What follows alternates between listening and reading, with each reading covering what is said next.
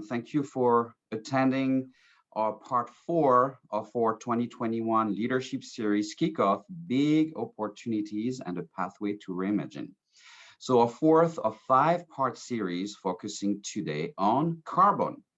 So as you know, we are the Society for Sustainable Events, SFSE, and our mission is to advocate and educate around sustainability in the meeting and event industries. So our educational programming, like today, will continue.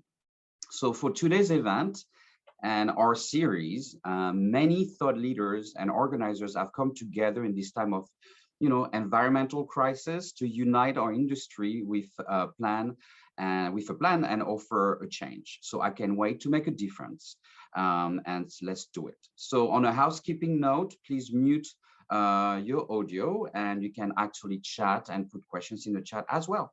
So in order to make those educational seminars happen, we have great sponsors. So I want to thank our sponsors, Medavant, our sponsors, Solus Sustainable Hydration, and Orange Photography. So thank you to our sponsors. But now I would like to introduce our host for today, Paul Salinger. Paul is actually the former Vice President of Marketing for Oracle and past President of the Green Meeting Industry Council. So Paul at Oracle, he led the company's event sustainability initiatives from 2007 to 2020, creating an industry-leading approach to the event sustainability for all of the company global events. Now retired from the corporate life, but not retired from the ongoing work on rethinking and regenerating the approach to sustainability, Paul is working on a number of projects that continue to educate, ask the hard questions, and propose new solutions within the industry. Paul, good morning. Thank you for being with us this morning. Good morning, Christophe, and hello, everyone, and welcome to the event. As you may or may not know, this is the third topic of our leadership series for 2021, and it's probably the most important one. We had wanted to do carbon as kind of our leadoff topic because we think it's so important, but here we are. It's actually our last topic, but the timing is good with Glasgow and COP26 having just wrapped up. The topic of climate change and carbon and greenhouse gas emissions is top of mind for a lot of people. So let me just start off by, throwing out a quick question that you can throw some answers into the chat, and then we'll just kind of go from there. But when you think about carbon, what are the things that come to mind, especially as they relate to the event industry? So just toss some stuff in the chat, and we'll take a look at it, and we'll probably talk about a lot of it as we go along. We've got a fantastic session today. Shauna McKinley, who is my collaborator and co-host to this event. I don't even know what I could say about Shauna. If you don't know Shauna, you should definitely look her up and know her. She is a fantastic person in this space. She is really my kind of mentor, if you will. I worked with her very closely when we were collaboratively putting together the whole sustainability initiative for Oracle. And we worked together for many years until she went off on her own and is now doing consulting and working for some fantastic clients. And I'll let her introduce herself when we get there. We've also got two other fantastic guests, Olivia Ruggles-Bryce, director from Greenview.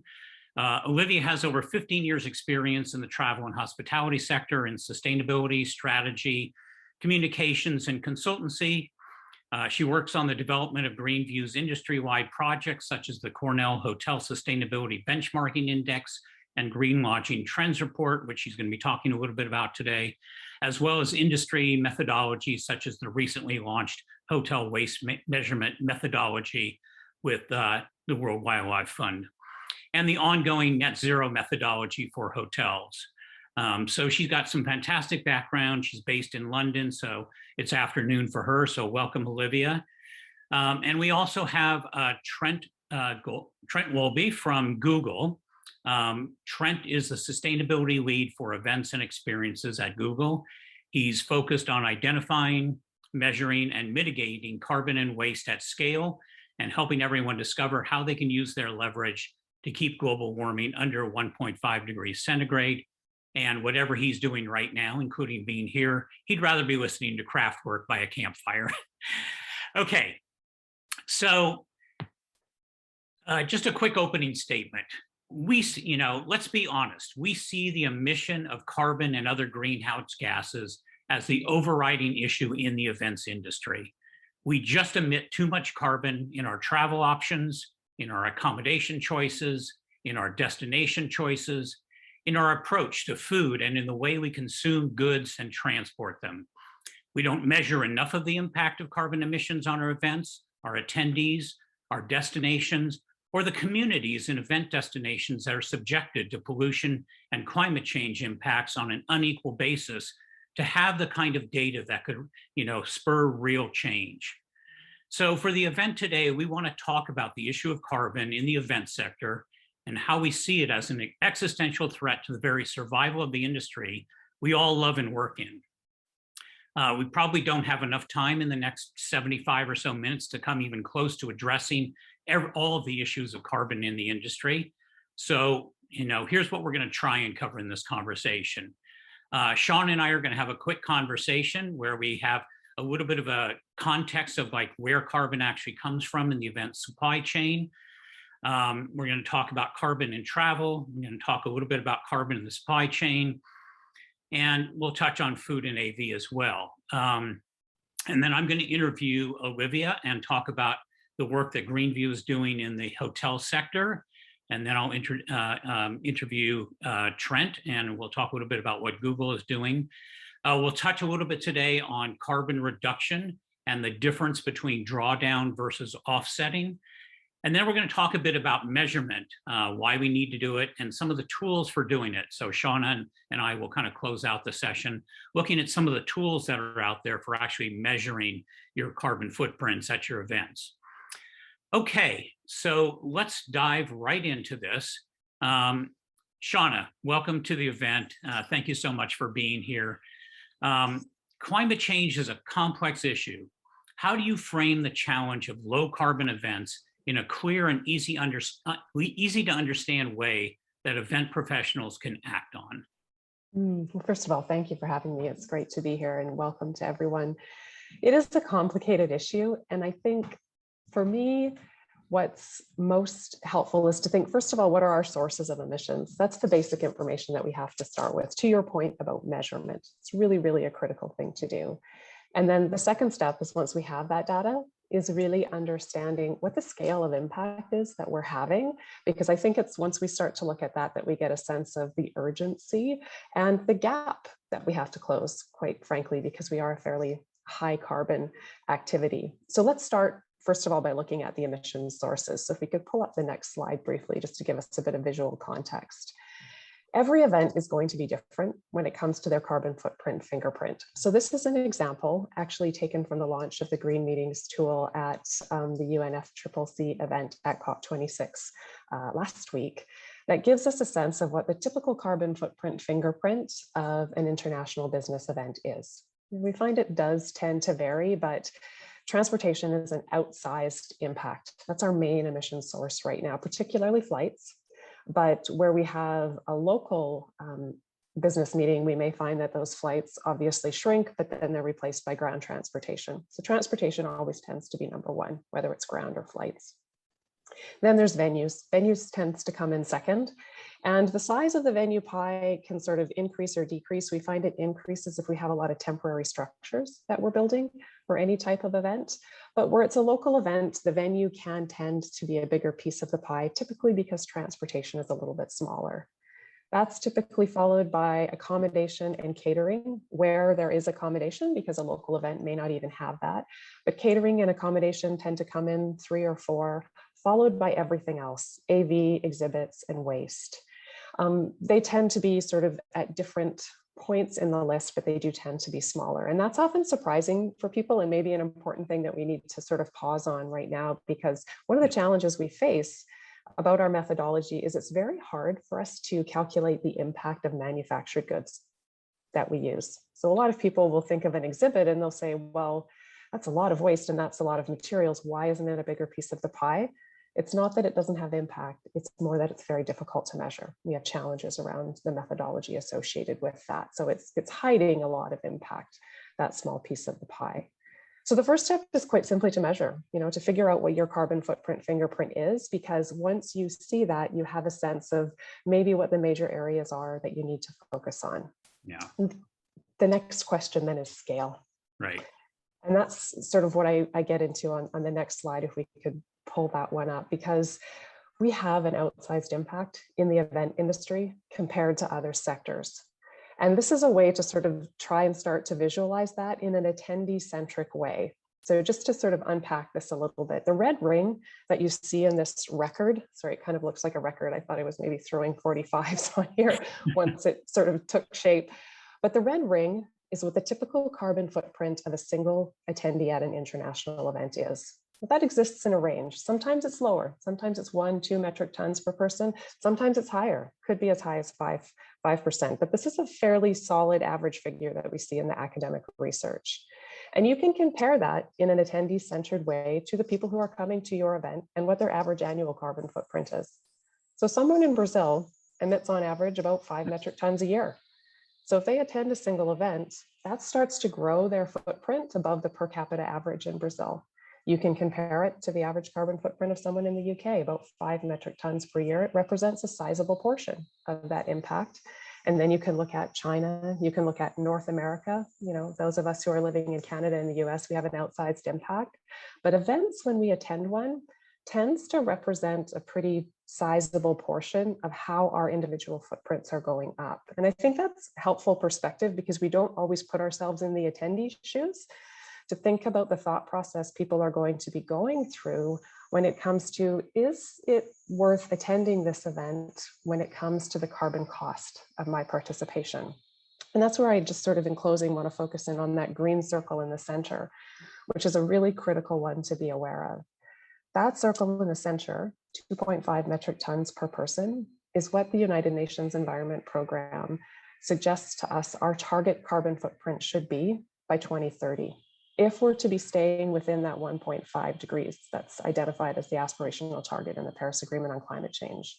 So right now, an event that's held today, an international event, is 20% higher than what that average total annual carbon budget should be by 2030. So we have a big gap to close, and a bigger gap to close if you're in some of these economies that have an outsized impact. So I think that hopefully represents a bit of the scale of our challenge and the ambition that's needed. And I know for you, Paul, you've been doing this for a long time. Well, let me just ask you a quick follow-up question before we move on. So you're comparing this now to an international event, but coming out of the COVID pandemic, a lot of people are starting to pivot to smaller, more regional or local events, or even virtual events. Yeah. How would it compare? Can part of the strategy for reducing down to that 2.5 be looking at, kind of just the different way of doing events and being more local and regional or virtual or hybrid or whatever it may be? That's what I love about you. You're always hopping to solutions. And absolutely, those are perfect solutions to flag, to shrink that red ring. We find that if we look at a hybrid event format, that in some cases you can reduce the carbon intensity, so that 3 metric ton ring, by as much as 60%, maybe even more. So then you start to really become the smallest circle in the record here. If it's a fully online event, that impact could be in the single or double digits of kilograms. So, at the 1% level of what we're seeing, the on-site impact might be. So shifting formats, hybrid technologies, online technologies are definitely the biggest, most effective tool we have in the toolbox. They're not always suitable to the event outcome. That's what the challenge is here, I think. Yeah, absolutely. Thanks. Yeah. So, I mean, for you, you've been doing this for a long time. And I think we're going to be talking a lot about solutions as we go forward and talk to Olivia and talk to Trent. And as we do that, I think sometimes it's helpful to look back and think about, okay, what have we been doing that's been working and that has helped us to progress? And what are some of the things that maybe are mistakes of the past we might want to leave to the side as bad habits? Where do we go from here, do you think? What lessons should we learn from how we've tackled this in the past? Yeah. So I think there's a few things that we can certainly look at in terms of like what we've done in the past and kind of where we're still stuck right now in a lot of ways. Because having just come from IMEX and having gone through this leadership series, I feel like we're still having some of the same conversations as when I started working on this 13 years ago. And a study was released last year that outlined discourses of climate delay, some of which the event sector has been guilty of. So let me just hit on a few of them. So I think one of the big things is that the event industry has kind of stayed stuck in this place of pushing non-transformative solutions. So sustainable event education has encouraged best practices that are helpful, like recycling and eliminating bottled water and reducing the amount of printing that you do. And very sort of low-hanging fruit kinds of things. These are all good. We shouldn't stop doing any of those things, but it's sort of possible to get stuck in just doing the basics and not being kind of more ambitious. I feel like we need more ambition when it comes to our event planning process as it relates to sustainability. Another piece would be kind of redirecting the responsibility elsewhere. Sustainable event plans often get stuck when there's a concern about sponsors or suppliers or even attendees and participants, and that they won't take action. So for example, it might be risky to take a hard line to establish minimum sustainability guidelines for exhibitors or shift to plant-based menus. I think, we've all seen that you get a lot of pushback on those kinds of things. So sometimes a line gets drawn in terms of what we're willing to do and how hard we're prepared to push. And given kind of the leverage that we have as planners and even suppliers, and certainly in the corporate sector, some of the buying habits, I think that we have more power than we think that we do to be able to push on some of these things, and again, be a bit more ambitious in the way that we're approaching mitigation of carbon, mitigation of consumption, all of those kinds of things that contribute to greenhouse gas emissions and contribute to the event sector being sort of the problem when it comes to climate change. And then there's emphasizing the downsides, and that can take a variety of forms. We've all heard or even said it costs too much. And that can be true. You can certainly spend some money, whether it's hiring an outside agency to help you, or whether it's just investing more in your green program in the short term, but it sort of ignores the higher cost of delaying action. The expectation of perfection can also be a deterrent. Being willing to test and experiment with better methods or materials is sometimes the only thing that gets us to the best ones. And sometimes, honestly, I feel like we get stuck, having to deal, especially on the corporate side. I always kind of came up against this, dealing with procurement departments that, have, kind of strict policies that you have a hard time getting around it. And in a way, sometimes you just have to be a bit rogue and kind of do things, that go outside the boundaries if we want to get things done. Because we can't wait. We really have to start somewhere, and we have to start being more risk averse. We have to start being more ambitious.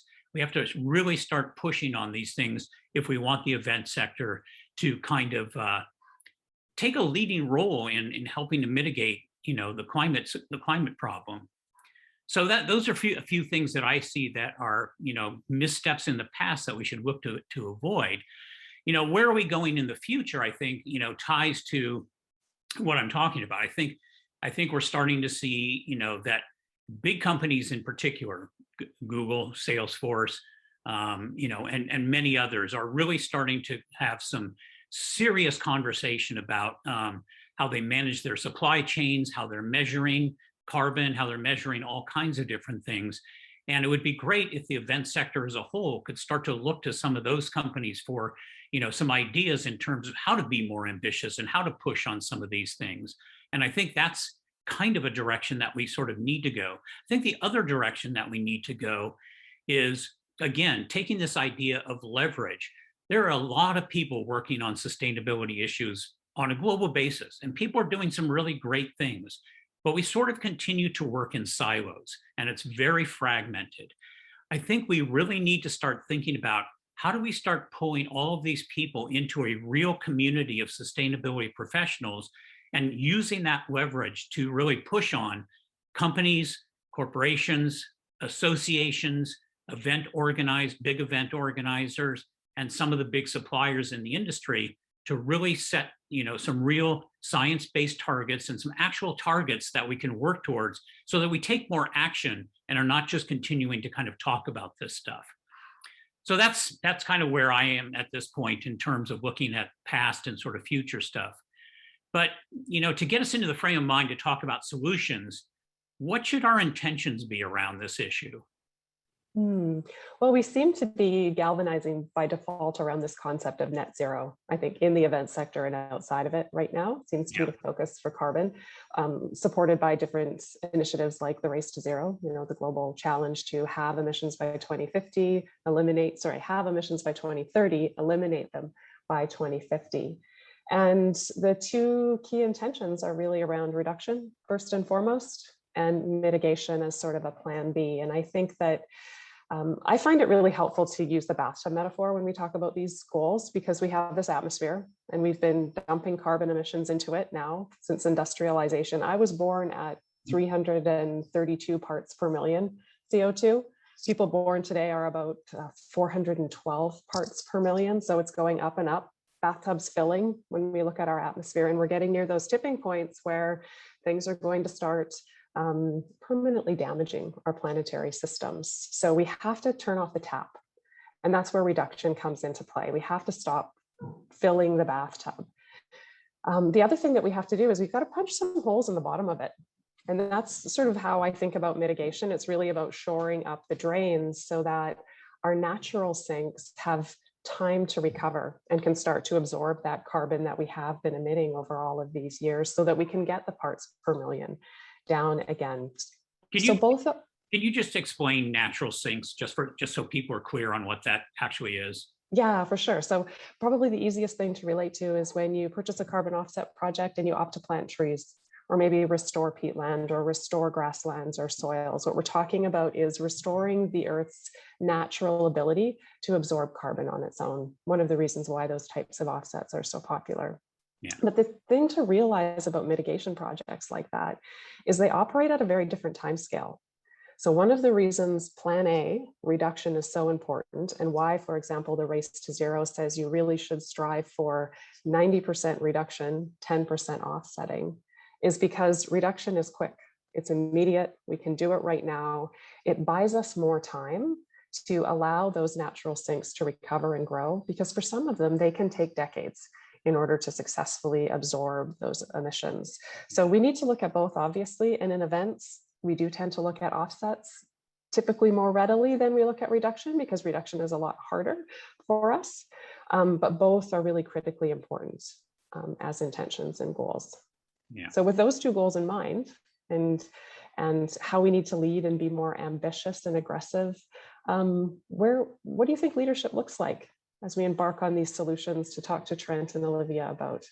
Yeah, it's a really good question. Again, I think part of it revolves around what I was just talking about in terms of starting to bring together a real community and really identifying who the leaders are that we can turn to and learn from.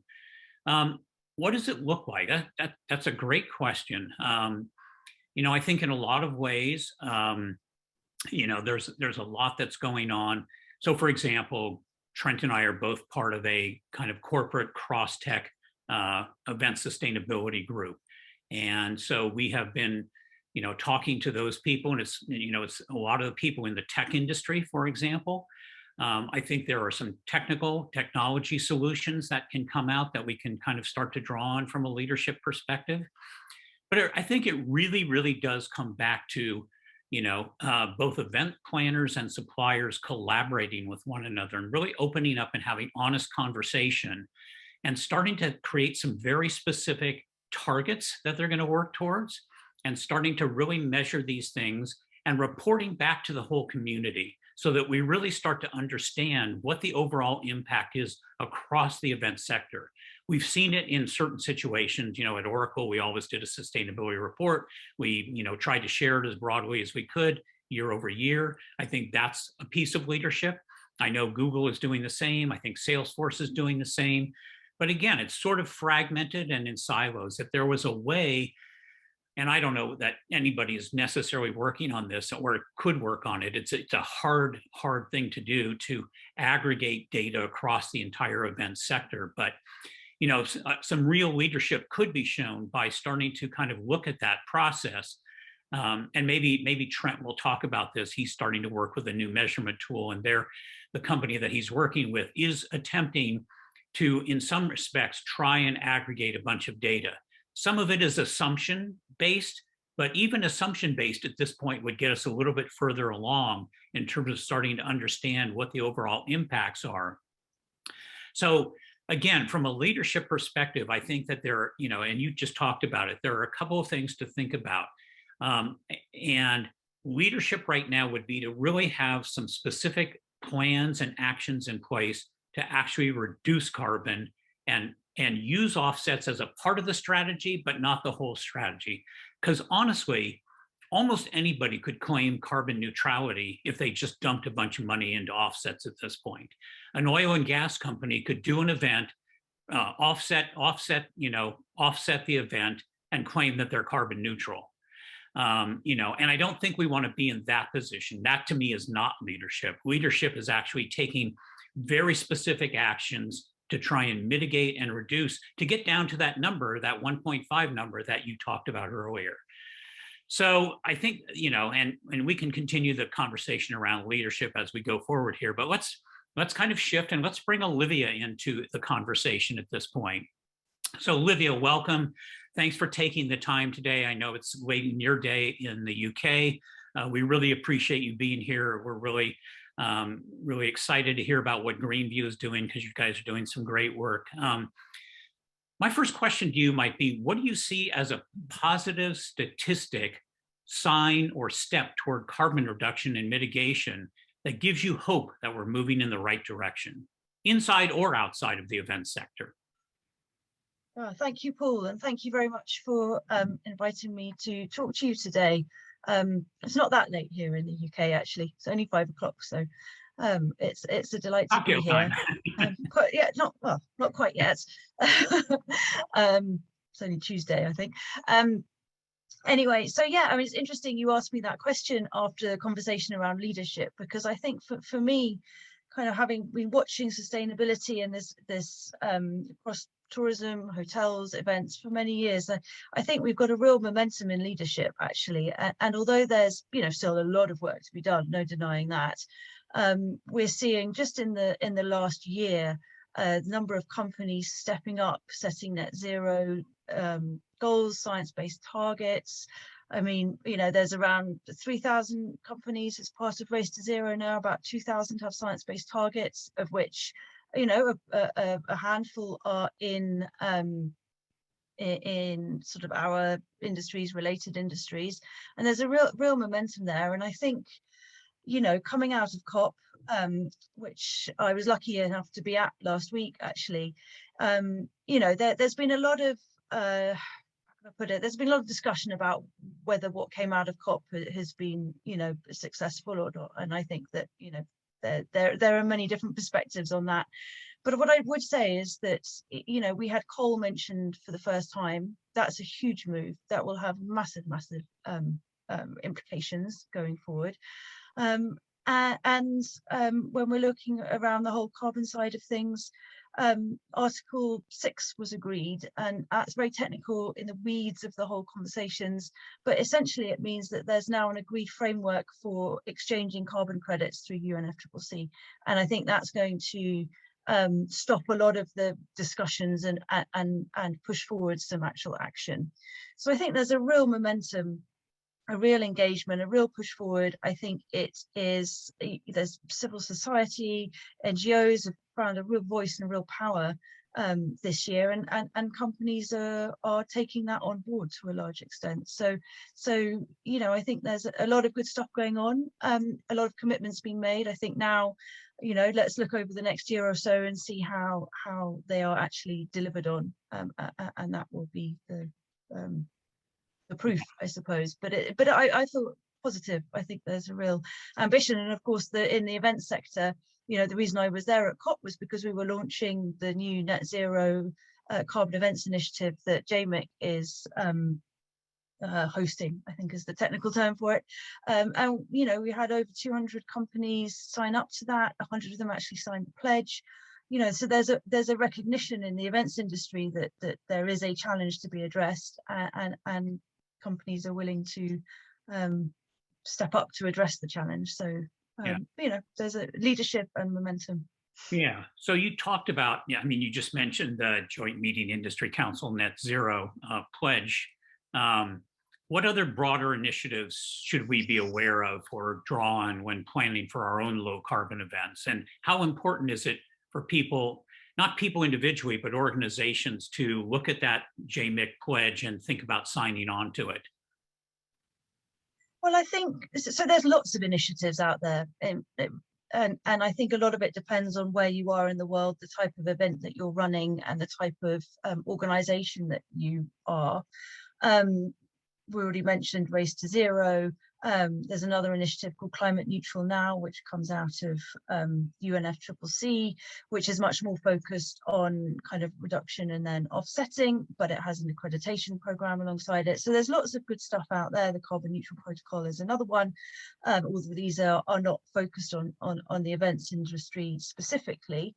As far as the net zero events pledge is concerned, it's a very top line pledge. So it asks companies to commit to essentially net zero by 2050 and reductions of 50% by 2030 in line with the Paris Agreement, and then to commit to a process to get there. So for example, by measuring, so we talked already about the importance of measuring scope 1, 2, 3 emissions, collaborating both within the industry but with other sectors as well in order to kind of push that forward, and publishing and reporting their progress transparently as well.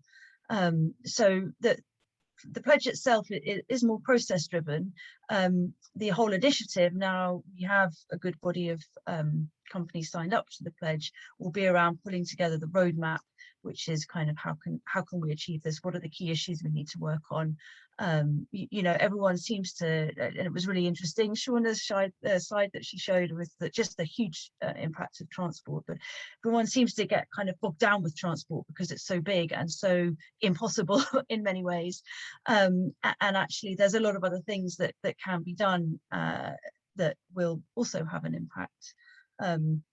And I think if I just go back to the previous question, actually one of the best things that's come out of the last couple of months has been IATA's commitment to net zero by 2050 for the aviation sector, which is a challenge. Even they don't know how they're going to do it, but they've set out a pathway towards getting there. And I think that for the event sector particularly, anything that happens in decarbonisation of transport will obviously have a huge impact. Yeah.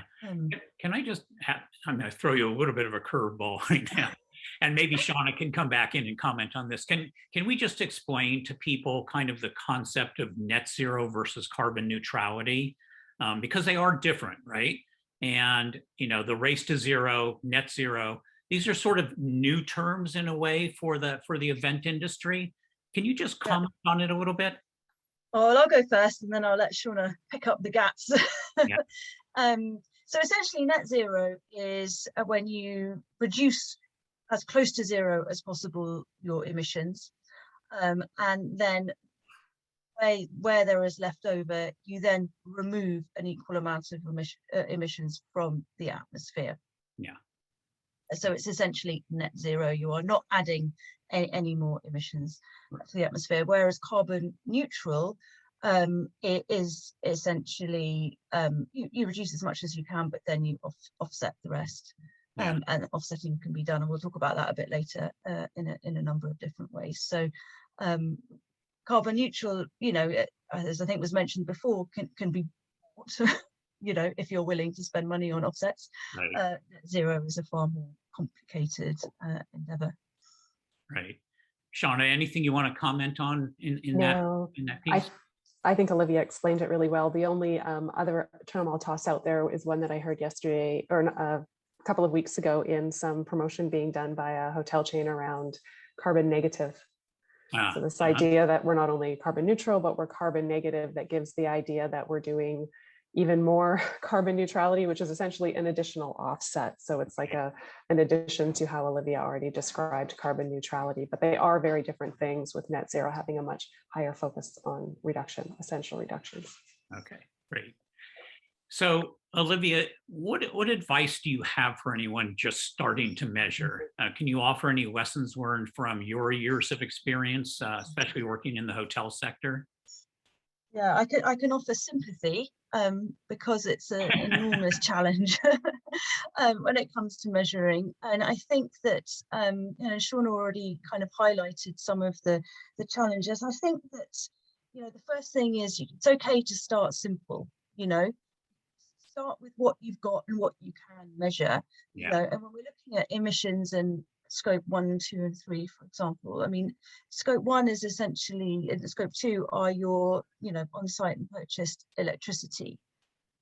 That's measurable, so we can start with that. Once you get into scope 3, it becomes much more complicated.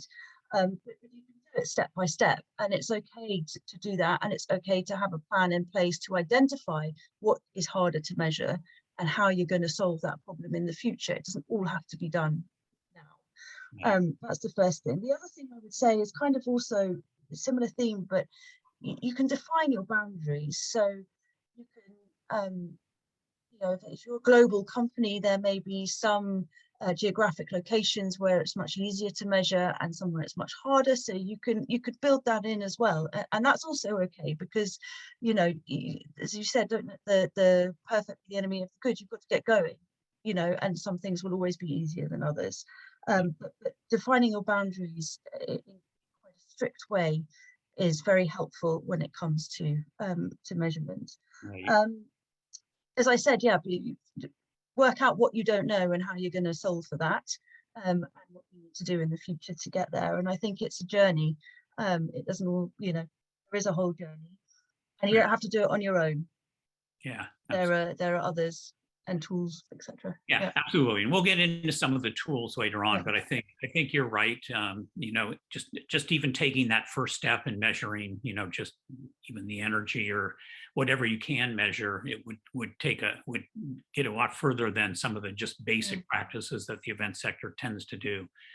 As we add questions in our hotel RFPs, for example, in order to drive change, are there important levers of change that we're not considering from an event perspective? So I think it kind of carries on from the last question. So it's okay to ask others to measure as well. So, one of the things you can put in your RFPs, whether it's for hotels or for other suppliers, is, are you measuring your emissions? And if so, will you share that with us? Is a good place to start. I think that as far as hotels specifically are concerned, I think there's an opportunity, going back to the kind of scope 1, the energy side of things, ask them, are they using, what proportion of renewable energy are they using? And at what point will they be at 100%? And again, it depends what part of the world you're in terms of availability of renewable energy, etc. But that's a really critical element, and particularly from a hotel perspective, when you look at the hotel's carbon emissions footprint, that's where a significant amount lies anyway. So if you're requiring 100% renewables, then that will go a long way to reducing the footprint as far as hotels are concerned.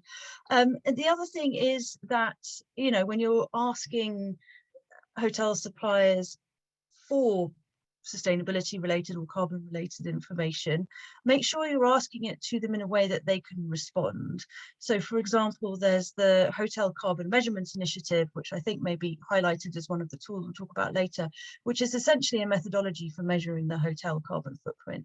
So if you ask a hotel to provide you the data in that format, which they should be able to do, and if they can't, then I can share how they can do that, and we have guidance and everything on that. But if they share that data with you in that format, you can then compare it across other suppliers. So you can then make a decision based on that. And the other thing is to ask them to track their own emissions regularly and share that data with you, when you're asking for it. Yeah. And there's just one other point, and there's a great resource actually that was just released by the Sustainable Hospitality Association,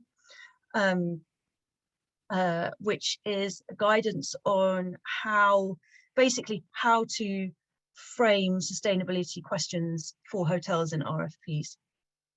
Yeah. And it's really good because, again, a lot of the quality of what you get back and the decisions you can make depends on how you ask the questions. So I would recommend checking that out on their website. So you mentioned hotels and renewable energy. In the work that you guys are doing, are you tracking at all what hotels and or hotel chains are really kind of leading in this effort and pushing to have a complete portfolio of renewable energy that they can let event people know, so that if event people are really looking for a hotel that is on renewable energy, there's some place to go to find them? Yeah, so I mean, we work with different hotel chain clients and advise them kind of to move in that direction.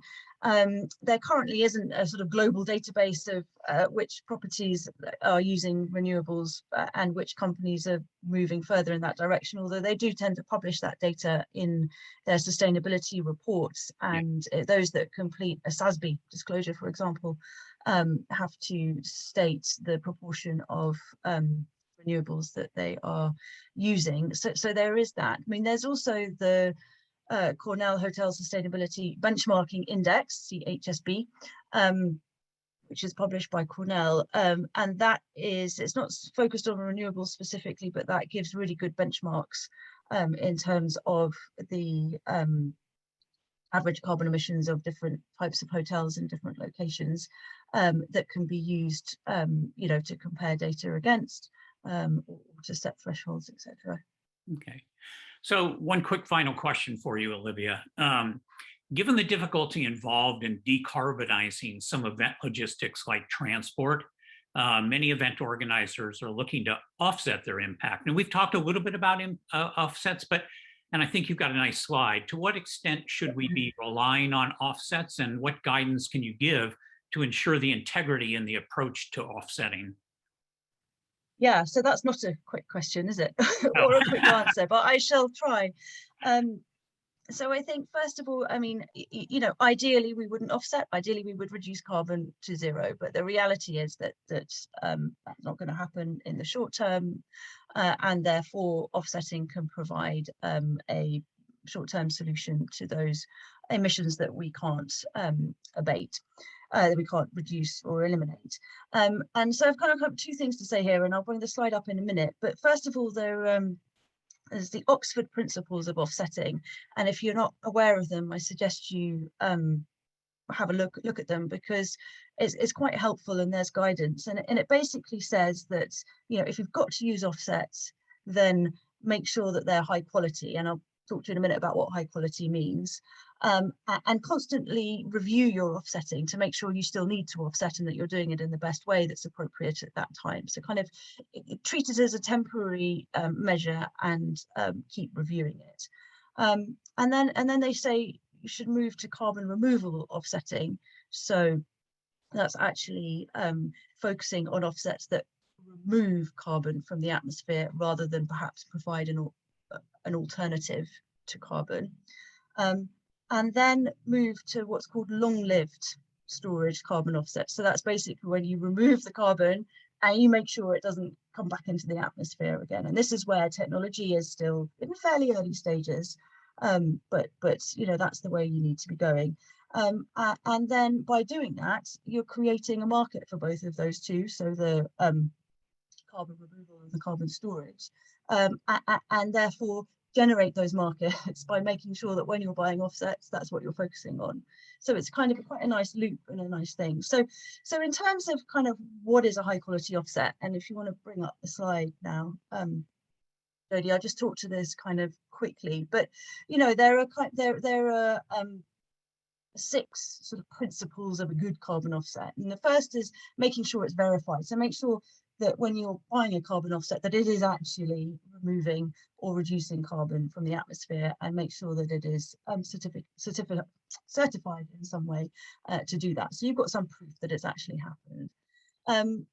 Make sure that your offset that you're buying happens pretty much immediately, not at some indeterminate time in the future, because you know you want to link it to what you're doing. It needs to happen as soon as possible.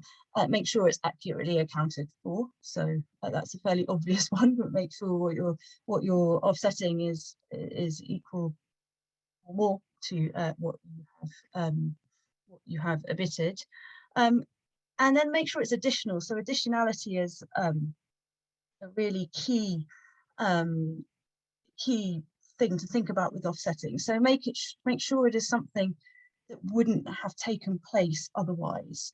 So you're not just supporting an existing, activity that's happening.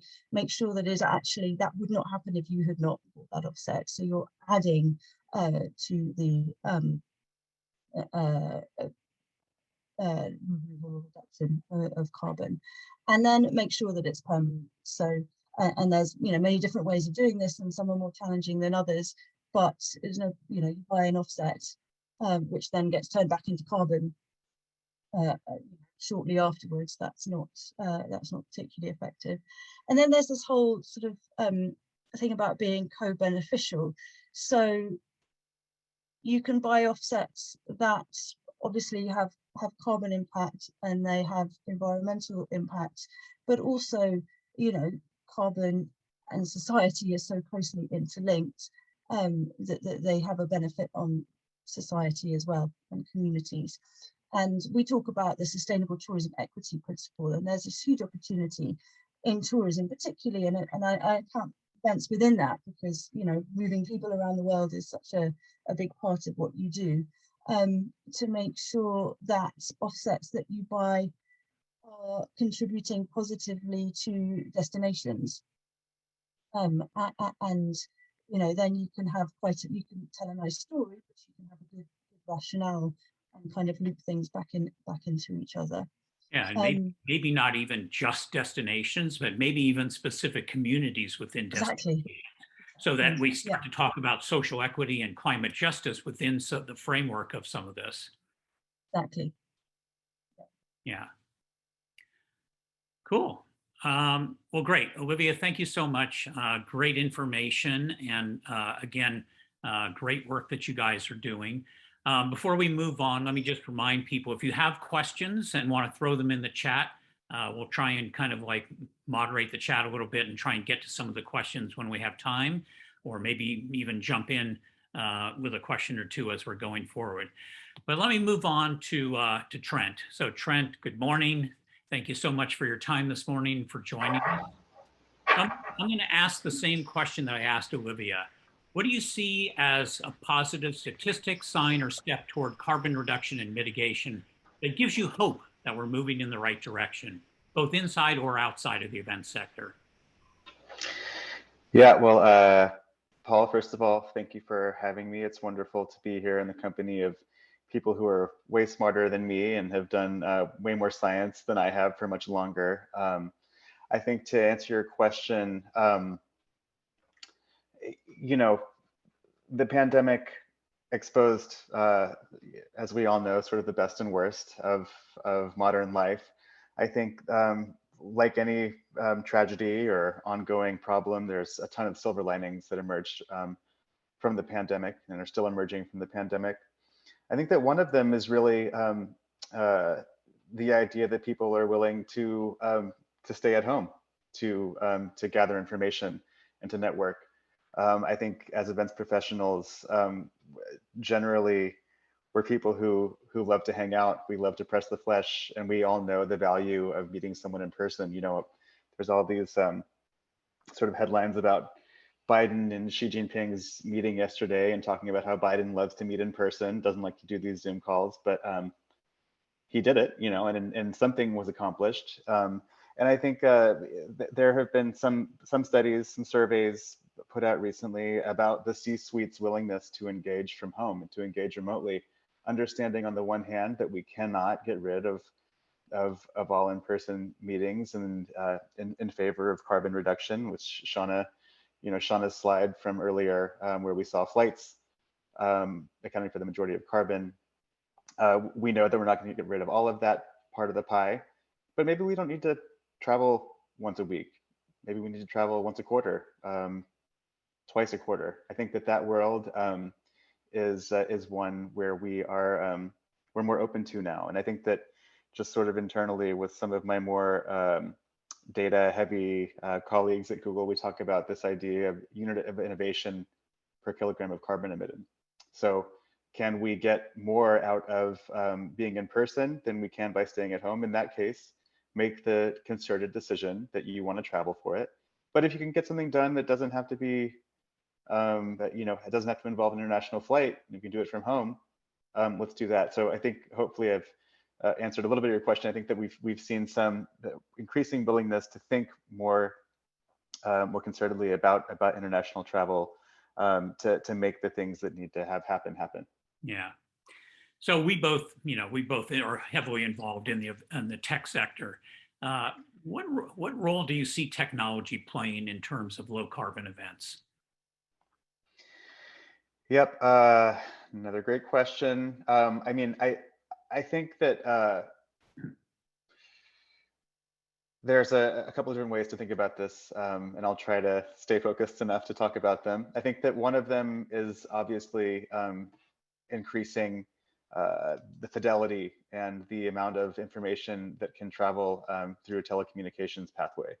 At Google I/O this year, we announced a project called Project Starline, which is essentially extremely high fidelity 3D video conferencing that happens in person. I don't have to talk to you guys about Meta and the possibilities that are going to be explored in the event space there. Not saying again that this will completely replace everything. There's no substitute for an in-person meeting, but the fidelity and the resolution of virtual meetings is getting a lot better. Think about where we were 5 years ago, 10 years ago. We had video conferencing, but it was sort of restricted to the upper echelons of engagement. So there's that side of things, which I think will help us convey more information without contributing to travel carbon budgets. And then there's the sort of big technology, carbon capture and sequestration. There are evolving initiatives around circular economy, around EVs, around electrification of the grid and adding more renewables to the grid. I think that if we look through the infrastructure bill, I forget what it is, something around 555 billion for sustainability initiatives that are going to transform the way that that everything is done on a day-to-day basis. And I know that the infrastructure bill doesn't include everything that everybody hoped that it would, but it's a ton of cash sitting around now in some way or another for really the very way that we go about our days to boost that technology. So I'm hopeful about, even without the massive $3+ trillion plan being in place that I think a lot of climate experts were hoping for, there are still tons of pathways to help to really build infrastructure that we all need, even outside of the events sector, to help make that a reality. Yeah. So when it comes to low carbon meetings, which I know you're passionate about, we spend a lot of time talking about what we need to do to draw down emissions from logistics. What opportunities exist to also embed climate action in the experience event participants have? How does low carbon thinking improve experience design? Yeah, so I think, again, I'll try to do a macro and then maybe a micro here. I think as event marketers, myself included, especially, I come from a creative background. I'm creative and production sort of live and breathe together, walk hand in hand. But I think, as the term storytellers is a bit overused, but we are storytellers. Mm-hmm. And I think that the more we can embed sustainability messaging into the work that we're doing, and use the platform that we have, the budgets that we have, the either first party owned event or third party events where we show up, the better we can use those spaces to tell the stories of the places that our companies and ourselves as individuals are pushing. That's an example to me of the leverage that we have as event marketers, right? There's this idea of sort of the personal responsibility of the events industry, and as like a $1.5 trillion plus yearly industry, that our buying power is huge. So, and I think again, the 45 that Shauna showed earlier, where we can actually see what our sort of event attendance metrics look like. The more we can foreground the way that our events and experiences do affect not just our personal carbon budgets, but the bigger bucket, you know, the bigger bathtub, I think was the analogy that Shauna used earlier, and the one that I like to use as well. The way that we can use that as a lens on the bigger problems and try to keep focus on the things that really matter in terms of leverage, the better. And so what does that actually mean? I think we try to sort of weave these narratives into the guest experience. So when you're registering for an event, understand what steps are being taken to either mitigate and or proactively, use the term that you want, offset, neutralize, negativize. This is all just sort of stories that we tell ourselves at the end of the day, right? How to keep the focus on places where people can make an impact, and where they really shouldn't be worrying quite as much. I mean, as we all know, there was a point in time where it was all about recycling and water bottles, which are still important to understand and to get right, obviously, for many reasons. But where are the places where we can work at scale to make this happen? I think, Paul, we've as our X-Tech group spoken to folks from the Sustainable Aviation Buyers Alliance. I think understanding what companies can do in terms of their involvement with SABA or an organization like it, and understanding what IATA's goals mean for travel can help us as both attendees and as producers and creatives expose those voices more proactively in the context of our events. I mean, if you're doing an event for cloud sales, for example, how can you foreground the stories that your company is actively telling? Well, let me ask you a question actually that came in on the chat, just to throw you a little curveball here. Is Google or is anyone including carbon metric estimates in event financial budgets based on the pie chart that Shauna showed earlier? So, as you work with your event folks, are you looking at the overall event budget and looking at the carbon impact of various different categories at all, and trying to kind of marry the two? Yes. So I think, are we trying to marry the two as a question of am I, as a sustainability focused person in events marketing, looking at those questions?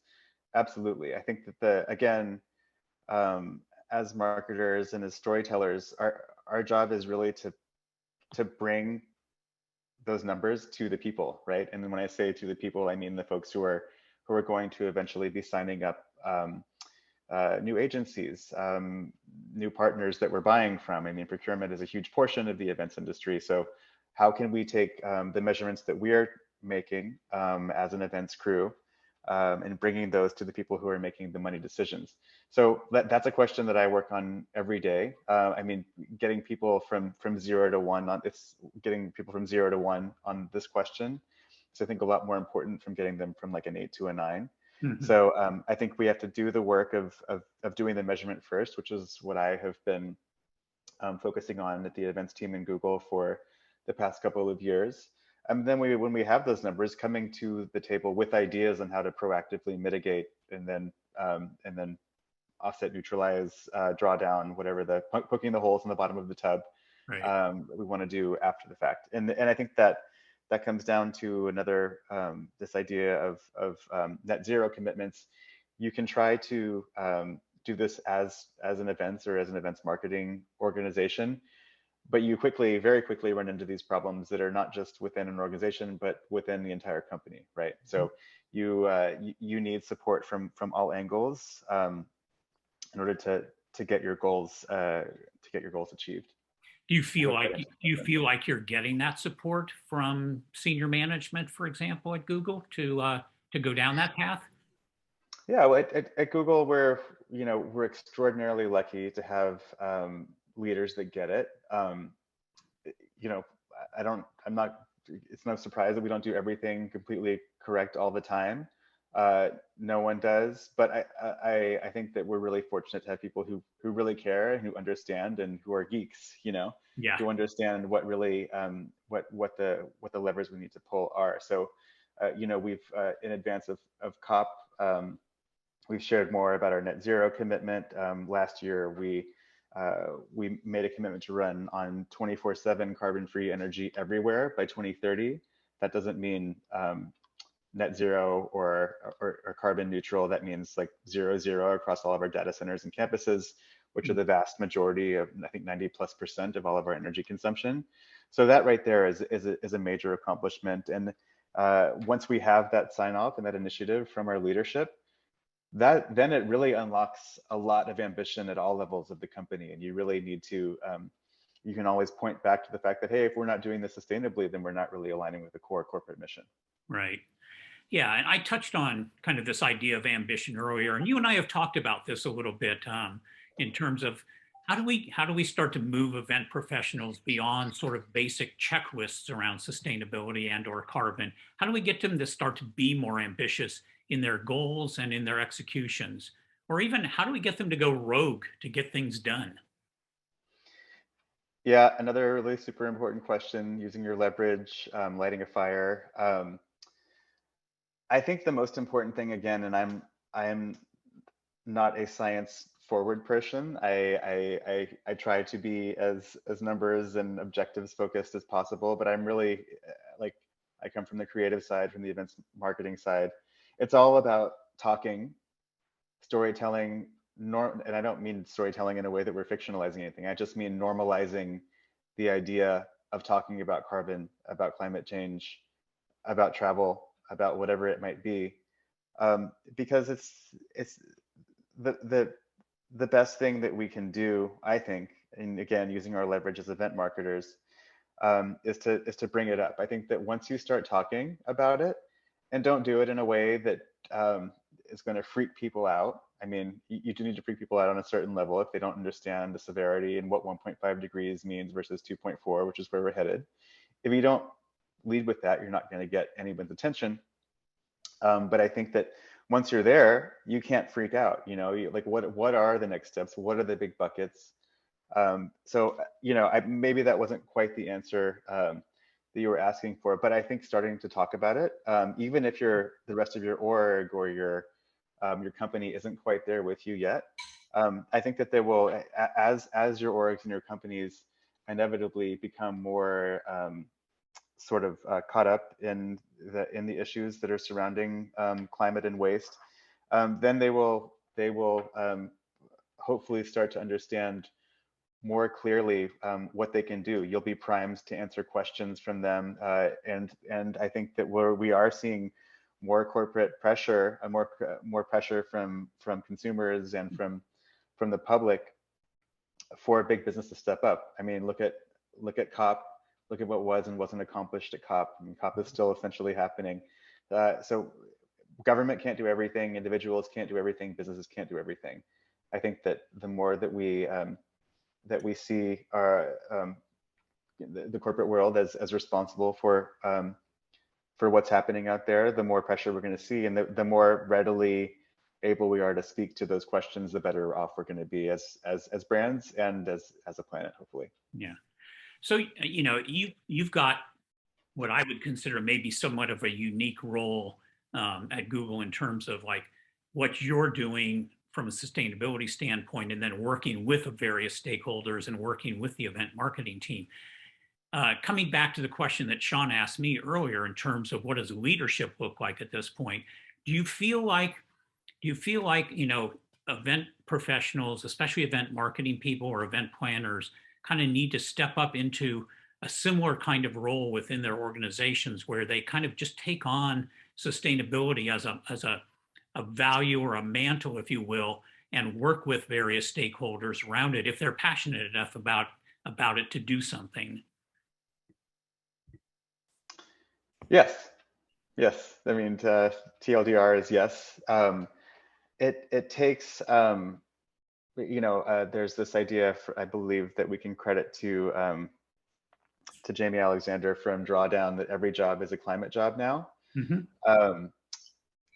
And it's true. I think that people, the earlier that people realize that, the more they can start working from where they are, right? You can't, and you probably wouldn't, quit your job, go back to school for a PhD in climate science, and then come back to your job and make a big impact, right? That's just not realistic. I think for some people it's obviously great, but for most people it's not. The more you can start with where you are, see where your levers are, and start to make an impact, and lead in your own way, the better you can do it. And if you're already passionate about waste, climate crisis, anything, that's going to be a great jumping. That's all you really need, right? Is a little bit of passion. I think that especially in work life, the more you can bring a little bit of a spark to the things that you do every day, the more authentically you're going to be received by your peers. Yeah, great. Well, thanks so much, Trent. Fantastic insights, and congratulations on all the work that you're doing at Google. I think you guys are showing some real leadership, especially in the event sector around all of this. So thanks so much for all the things that you're doing. Thanks, Paul. So, yeah. So Shauna, let's kind of move into our wrap up a little bit. And we said earlier that we wanted to show some measurement tools, and we've talked a lot about kind of the need and the importance of measuring. So, measuring event emissions is sort of a prerequisite step to reducing and mitigating. The hotel carbon footprinting tool that Olivia talked about helps with hotels. Can you walk us through any of the other tools that are available to measure? Yeah, for sure. And if I could ask, we have a list of them because I think folks might want to jot down some of the names as we go. I approached this from the perspective that I think that we probably have some people that are interested in a deep dive and want a carbon management strategy and to measure their whole event footprint. But there's also probably as many people who are maybe just getting started and want help navigating specific decisions. So maybe you're at a point in the planning process where you're just looking for low carbon food, or you're looking for, what power is, what's the source of power in my destination? And that may be a criteria you're considering in your destination selection. So I've tried to cluster them based on where you find you might be at in the journey. And the first step is that situation where you're like, I'm just trying to make a decision. Can you point me to a place, for example, to find the lowest carbon flight for a trip? And this is where I want to really give a shout out to Google for the travel tools that they've been launching over the last couple of months. If you haven't checked them out, please do that, because it is a wonderful way to be able to see when you're booking a flight and searching a flight, how they vary based on carbon impact. Not a lot of people realize you can reduce 22% of your flight emissions on average just by doing a search that filters for that. And the good news is typically it's in the lower cost cluster for flights as well. So you can save carbon, and typically it's at the lower end of the price point. So that's one to take a look at. The other one that's recently come out that's sort of flown under the radar is the ICAO Green Meetings tool, which if you have a group of people you're bringing together for a meeting, it actually allows you to find the closest destination to have them gather at based on where they're coming from. So have a look at that. It's pretty powerful. You can also look at the Eco Passenger tool, which allows you to compare the carbon impact of traveling by plane, train, automobile.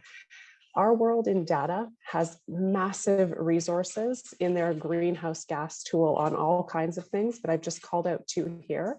One is their low carbon food choices, which actually gives you a list of, if I'm planning for a menu, is it better to serve farmed fish or chicken or pork or roasted vegetables? It can give you the data basis for those various decisions, so you make the best one.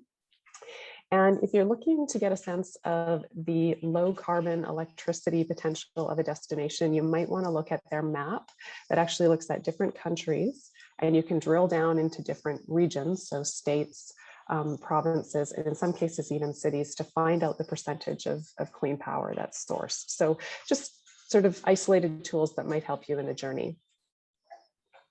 And thanks for listing the links as well, Jody, as we go in to each of these. So for some of you who are at the point where you want to measure the carbon footprint for your whole event and maybe set some of those targets we talked about related to reduction or mitigation goals, the middle group of tools here are free tools that are available if you're in a situation where you don't have a budget to hire someone to help you. UNFCCC is in the process of launching a green event tool that has a carbon module in it.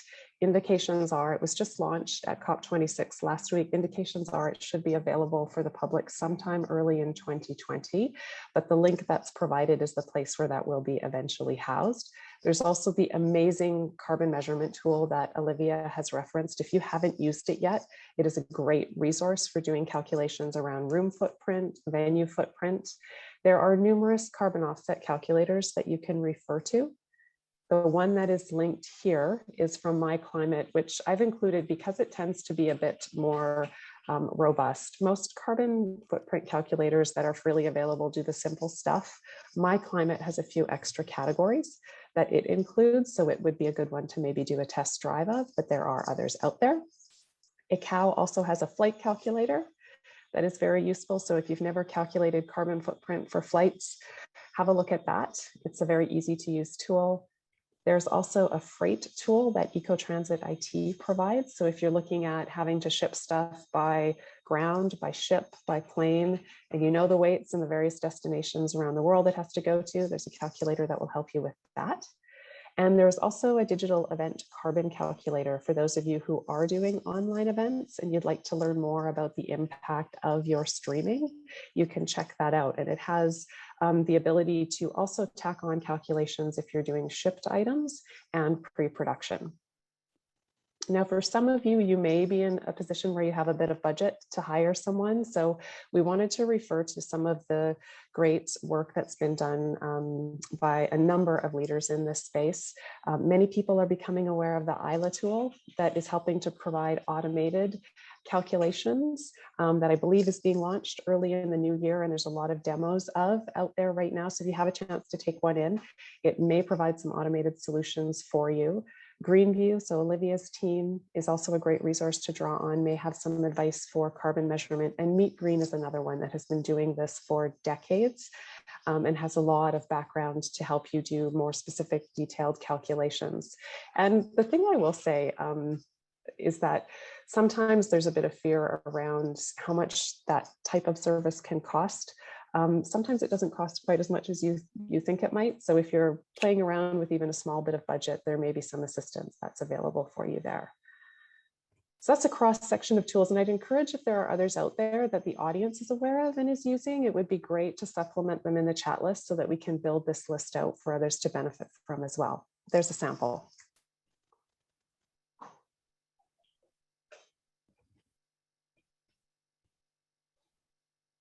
It seems like there are lots of tools out there. How do people know which one to use? You know, you kind of touched on that a little bit, but I mean, for some people, even very small events, could they even just use an Excel spreadsheet, for example? Absolutely. I mean, someone who has the time and the willingness to sort of dig in to how to do this work, it's an exceptional skill set to develop in the event sector right now, because we're really struggling to find people that have this type of expertise. There was a handful to go around, and now they've sort of become the teachers, and it can be complicated to navigate what are the carbon factors that I should use, the best units of measure based on how I might be able to access the data. So creating an offline calculator is possible. I would encourage folks to check in with networks. For example, the Sustainable Event Alliance is a great one. That is a great way for you to access mentorship from people who are doing this out there in the field and sort of build your own network to get advice if you're looking at doing something that's more do it yourself. But it absolutely is possible to build something over time. Yeah. In an offline format. Yeah. Cool. All right, so we're kind of getting to the end of our session here, but let me just kind of quickly go around all of our panelists today and just ask a quick question. Let everybody kind of comment. As travel reopens, you know, we're starting to see events get back to face and what we're familiar with. But as we said earlier, the old way of doing things has not helped us achieve a lower carbon position. What, in your opinion, do we need to make a new normal in order to address carbon impacts? And maybe I'll start with Trent.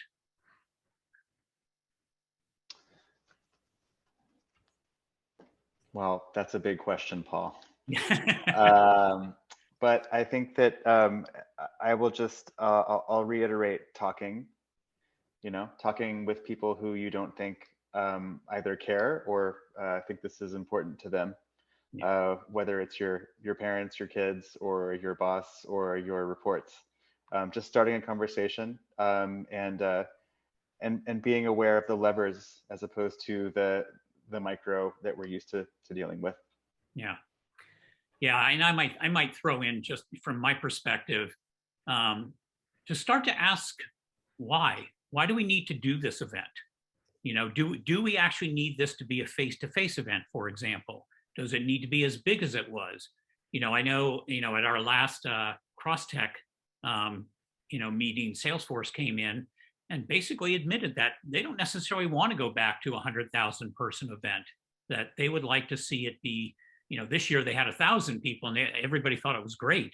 And their goal is maybe 20 to 30,000 people versus 100,000 people. So I think we owe it to ourselves to really, as the new normal starts to get creative, do we need to meet face to face? Could it be virtual? Could it be hybrid? What is the event strategy and what does the event portfolio need to start to look like as we start to think about decarbonizing the event sector and low carbon, events? Olivia, any thoughts on any of this? Yeah, kind of reflects what you just said. I was going to say we need to kind of look at what is the definition of success, and quite often, both in travel, hospitality events, it's size, it's number of people, it's heads and beds, as they say. From a destination perspective, there's always a focus on the number of visitors, and I think that more and more we're looking at redefining success away from numbers and revenue only, towards a more holistic approach to satisfaction, local community satisfaction, carbon emissions, etc. So kind of having a more broad definition of what success looks like and what the outcomes should be. And then out of that follows through all the decisions that you were talking about as to whether the event needs to happen and how it can be most effective and efficient. Yeah. Sean, I'll give you the last word on this. Oh, no pressure there. Well, actually, first of all, I want to make sure I draw attention to some of the great resources being shared in the chat. Yep. If you haven't had a look there, because there's a lot of great additions that have been added. And in particular, I wanted to give a shout out to Jody, who's been sharing some really interesting information about how they're approaching travel, and a term that I'd never even thought about. I think we need to make JOMO, I think is what it was, when she said, one of these new ideas we think about, because I have to say, one of the things that I was challenged by last week while everyone was at IMEX was, I think, this culture we have of always cultivating the fear of missing out, and somehow some of these hybrid or local options sometimes are not the way we would always prefer to engage. I really want to elevate this normalizing of it's okay to not always be in there in person, because that is where your climate values may be steering you as an event attendee, but you can have as compelling and as amazing as an experience. And really thinking about mission critical events and really prioritizing those as the one that we do need to go forward and have in person, because it is critical to have those face-to-face dynamics and outcomes, because it is mission critical, and it may even be directed at solving some of these big issues that we're facing. But sometimes it is okay and very appropriate to look at alternative formats, hybrid formats, to achieve those outcomes that can very well be achieved that way. Yeah. All right. Well, this has been a fantastic discussion today. Again, thank you to both Olivia and Trent, and Shauna, of course, for joining us.